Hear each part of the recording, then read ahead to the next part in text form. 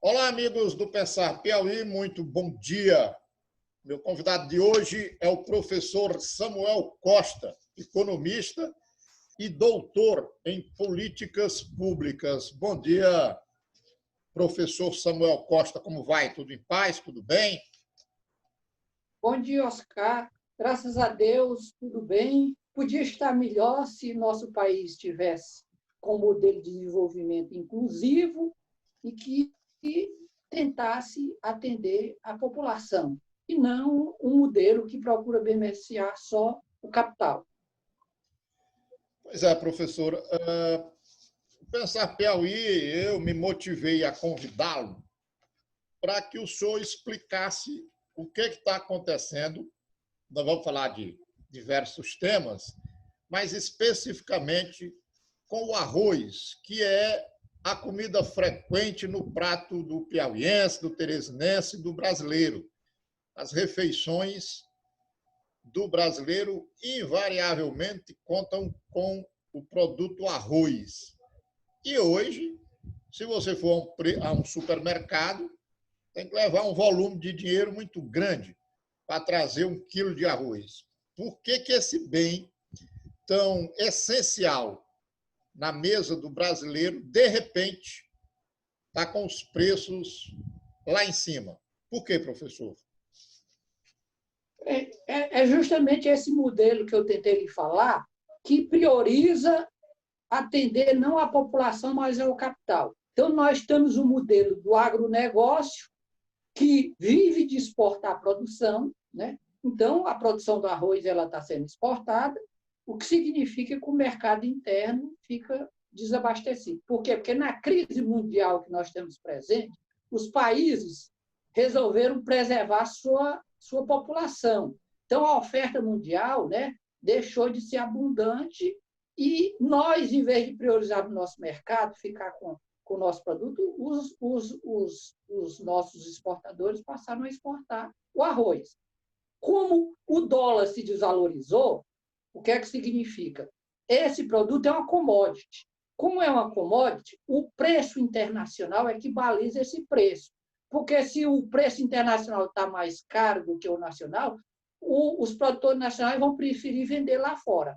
Para que tenha oferta aqui, então o preço daqui tem que subir em igual montante. Então, você tem a subida do dólar, a oferta internacional que diminuiu, fez o preço subir, e aí faz que o mercado interno é impactado com isso. Ou seja, é um modelo que, em vez de priorizar, ou seja, se nós tivéssemos, como nós tínhamos de primeiro, governos que priorizavam política de estoques reguladores, nesse momento você desovava os estoques de arroz para segurar a subida de preços. Mas o modelo que você tem, você acabou com o Estado que atende a sociedade. Então, não faz mais estoques reguladores. Então, todos os produtos agrícolas estão sujeitos a essa escassez de oferta quando vem em determinados momentos. Por quê? Porque o mercado, nós estamos numa economia de mercado. A economia de mercado baseado na oferta e demanda, quando você tem escassez de produtos, os preços tendem a subir. Então, não só esse, mas outros produtos. Você já viu isso, por exemplo, mais ou menos com a gasolina. Quando o preço internacional da gasolina subiu, o impacto aqui, o preço vai lá para cima, justamente por essa política deliberada de livre mercado. Professor, com a subida do preço do arroz, autoridades do governo foram questionadas pela imprensa.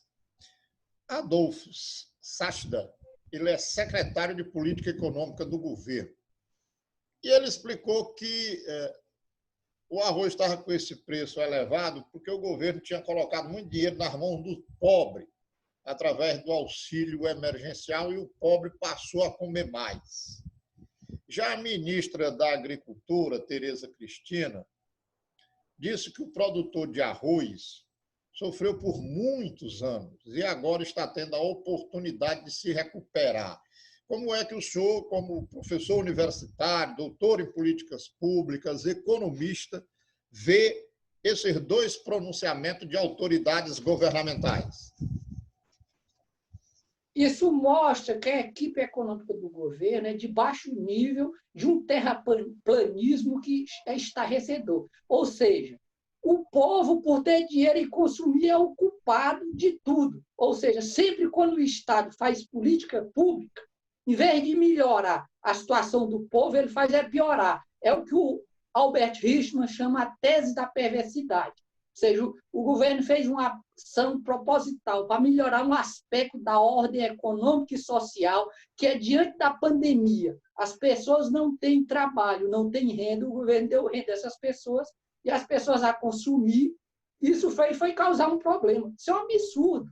O problema não passa nada por isso. O problema passa justamente pela oferta de estoques reguladores, que não é feito pelo governo, porque o livre mercado faz que o produtor priorize a exportação de produtos, o que diminui a oferta de nossos produtos. O governo não consegue importar no montante adequado, porque está vendendo e não está trazendo, os preços têm que subir. Não é porque o povo teve... Até porque a renda do trabalhador brasileiro, ao longo desse período, tenha caído, o que significa que ele tem menos renda para consumir. Então, você tem um falso discurso que encobre a péssima política do governo desde o golpe de 2015, que é tirar o Estado de toda a ótica de proteção da produção nacional, do desenvolvimento, de defesa do mercado interno, e o que nós temos é um modelo de produção de commodities que utiliza as terras do país, a água da nossa natureza para produzir produtos para os países ricos. E esse povo ganhar dinheiro sem ligar para a nação, ou seja, sem ligar para o povo.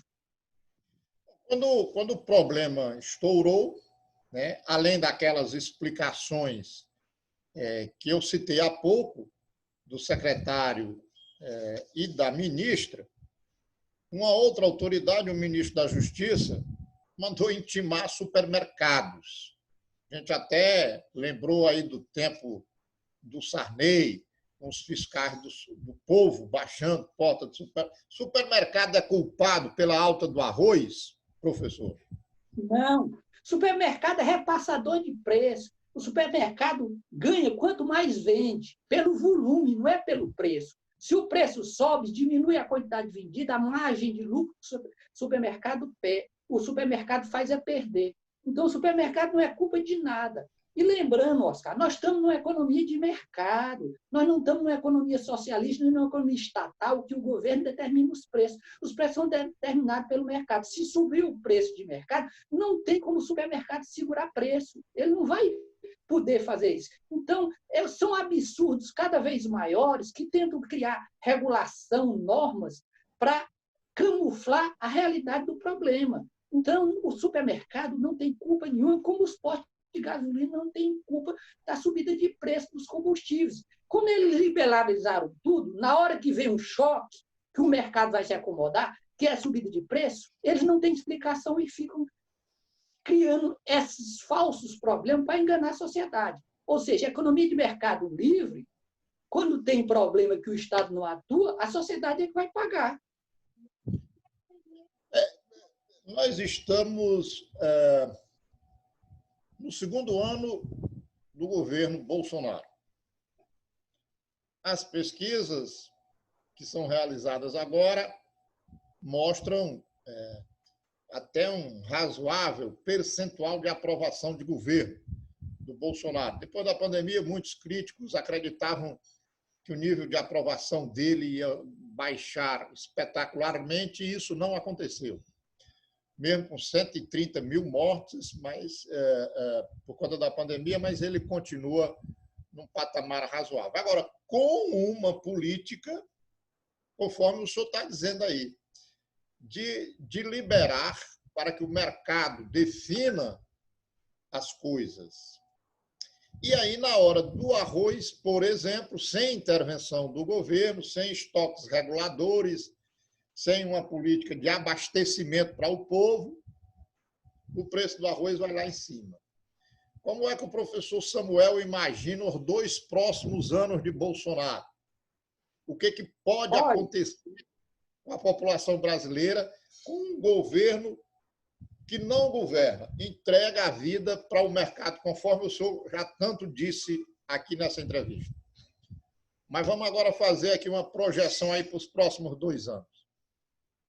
Quando você pensa qualquer economia capitalista, o Estado tem uma ação fundamental. Só que aqui no Brasil, o Estado não atende à sociedade. Ele fica um Estado forte, mas que é um Estado forte que só defende a iniciativa privada do grande capital. Não é o pequeno nem o médio.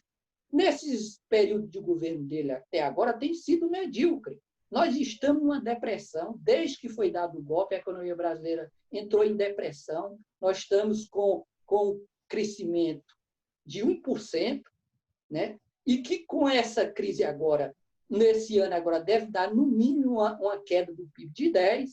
Quando se recuperar, se não houver intervenção de política econômica, essa recuperação vai ser muito lenta para a gente sair dessa taxa negativa, o que significa perspectivas horríveis, porque, acima de tudo, qualquer país que está em período recessivo, é fundamental a ação do Estado na política de gastos.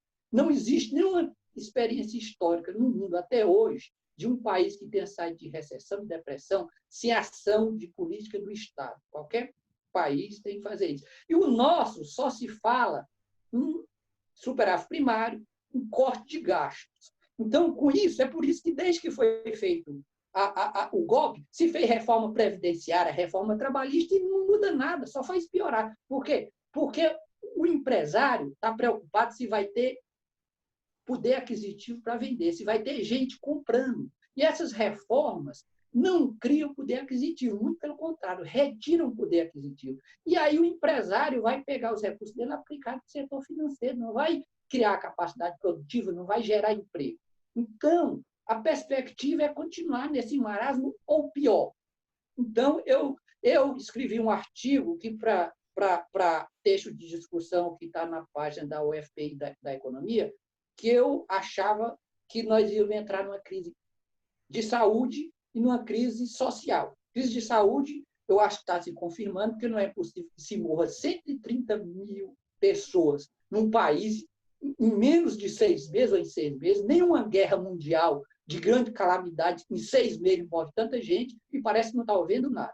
E o pior é a crise econômica e social que vai acontecer depois que nós passarmos dessa pandemia, não tem emprego para o povo, e esse povo procurando emprego nas grandes cidades, o que significa aumento da criminalidade, da delinquência, das prisões, dos assaltos. Por quê? Porque as pessoas na grande cidade não têm como se proteger da falta do emprego sem renda.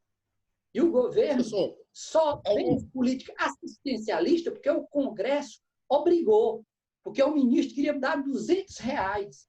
Então, o Congresso Nacional e os governadores dos estados é que agiram de maneira adequada para proteger a sociedade com relação à saúde e com relação à questão econômica.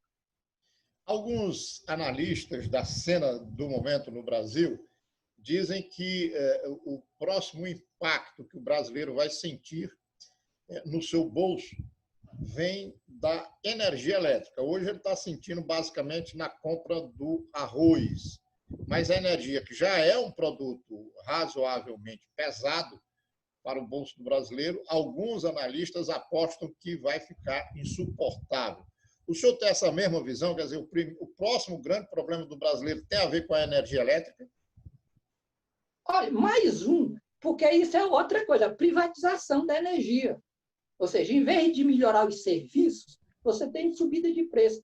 Então, lembrando, é um modelo que foi colocado para a sociedade. Então, como o modelo está todo errado, sempre vai aparecer um problema dentro do modelo, como vai aparecendo agora no arroz, no feijão, aí se fica discutindo coisas pontuais para encobrir a realidade. Ou seja, nós temos um país que precisa crescer e desenvolver. Não existe nenhuma experiência histórica de país que cresceu e desenvolveu sem ter um projeto nacional de desenvolvimento. Os nossos projetos nacionais nunca incluíram o povo. Foram projetos de industrialização, com concentração da renda, onde a grande maioria do povo ficava fora. Só que agora você tornou o Brasil um país todo urbano. As grandes populações estão na cidade. E você não gera emprego, oportunidade para esse povo. Veja o nosso caso, Teresina. Eu cheguei na sua cidade aqui, Em 1986, a gente andava em qualquer rua dessa, podia até dormir, não tinha perigo nenhum. O capitalismo passou a penetrar aqui, a crescer, a cidade cresceu e o povo não tem oportunidade. O que é que a gente percebe? O que tinha no Recife, em Fortaleza, no Rio, em São Paulo, o quê? Criminalidade, droga, roubo. Por quê? Porque esse povo nas periferias não tem oportunidade. A oportunidade que surge é na contravenção. Ou seja, então você traz para cá o modelo que já existia no país de exclusão social. Então, se nós não criarmos uma política de crescimento, incluindo o povo, nós não vamos resolver os problemas maiores de emprego, de segurança pública, de saúde, de habitação. Mas falta projeto, porque o projeto é fazer negócio. Todo mundo desse governo quer vender o Brasil. O Brasil está à venda. Estão entregando o Brasil tudo. E isso não vai resolver o problema. Vai resolver o problema dos ricos que vão ganhar dinheiro fazendo negócio, enriquecendo, e alguns... Mais ainda. Mais ainda. E alguns da classe média são incluídos quando esse modelo está bem. Mas a grande maioria da população sempre fica excluída na marginalidade e jogada na delinquência. Quer dizer, veja bem, aquela população do nosso tempo, quando eu cheguei aqui, de piauiense para cá, mudou o quê? Tinha um DNA que fez o piauiense ficar pior? Não, são pessoas tão boas como antes. Foi um modelo que fez com essas pessoas passassem a entrar na criminalidade, assaltando nos pontos de ônibus, assaltando dentro de ônibus, roubando celular. Por quê? Para tentar sobreviver. Você joga e empurra a população. Eu agradeço muito aqui a participação do professor Samuel.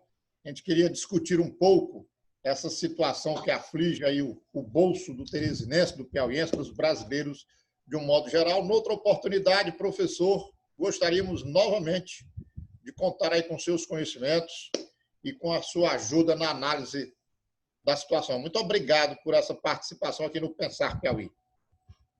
Eu que agradeço e gostaria de dizer, olha, nós temos que pensar o Brasil. Pensar o Brasil tem que incluir o povo, a sociedade, porque nós temos uma nação que está competindo no mundo. O mundo todo está se desenvolvendo, querendo espaço, e nós deixando que os outros de lá venham aqui, nós vendemos para dizer o que a gente quer. Então, eu agradeço o convite, fiquei muito feliz, porque eu acho que é papel do professor, das universidades, esclarecer a população, porque a população é que nos paga. Então, nós temos esse compromisso de defesa do povo.